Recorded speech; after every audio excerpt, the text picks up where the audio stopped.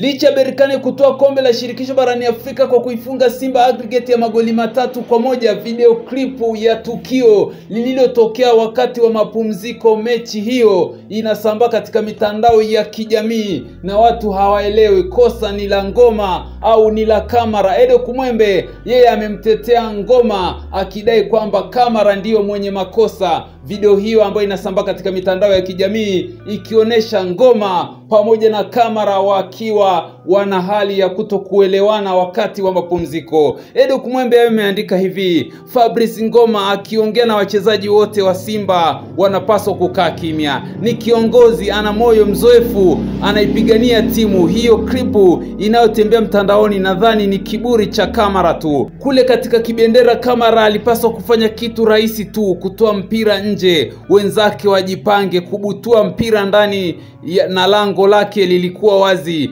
lingeweza kuwa bao rahisi kwa Berkane. Niko upande wa Ngoma, he is a leader, ana passion sana na timu. Hii ni nukuu ya Edo Kumwembe, mchambuzi wa soka ambaye anafanya kazi katika kituo cha Wasafi FM, yeye akisimama na Ngoma katika klipu hiyo ambayo inasambaa katika mitandao ya kijamii. Klipu ya tukio lililotokea wakati wa mapumziko, Kamara akiwa kipigana na Ngoma katika kipindi hicho cha mapumziko, lakini Edo Kumwembe yeye yupo pamoja na Ngoma.